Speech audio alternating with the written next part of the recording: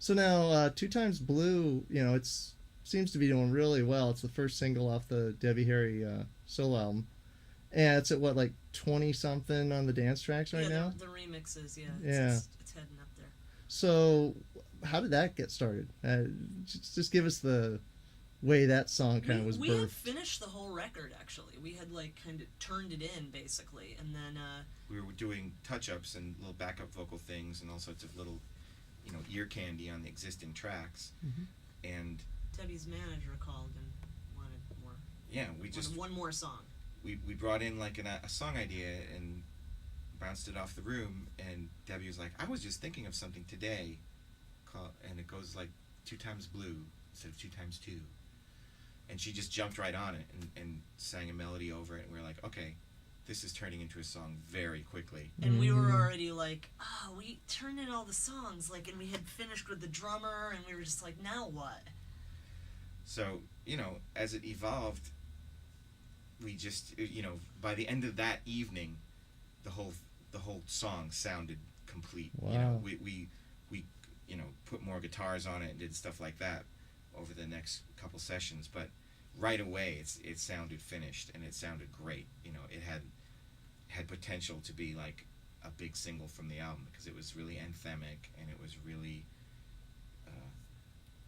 really upbeat and Modern and retro at the same time. Exactly. Yeah. Well, as the 80s are the new thing. Right.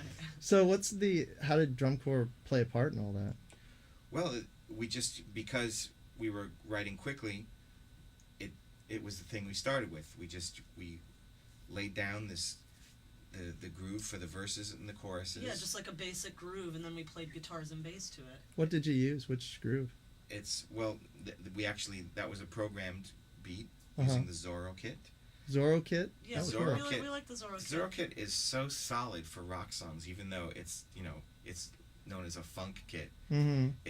That snare just cuts right through, but it has a nice solid bottom, Right. and the kick just powers everything. Oh, Like a lot of times when I pound out a groove, instead of doing the hi-hat first and the kick and snare first, and Mhm. I like to do it all at once.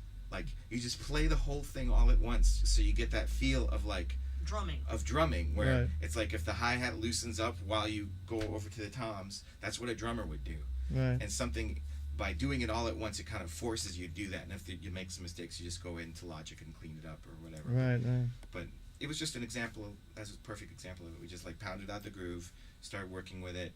We plugged in our guitar and bass into like some virtual amps, Mm-hmm. and we wrote it right there. And then she was in the vocal booth in like 2 hours, already doing vocals. Over the thing that had guitar leads, rhythm guitar, Wow.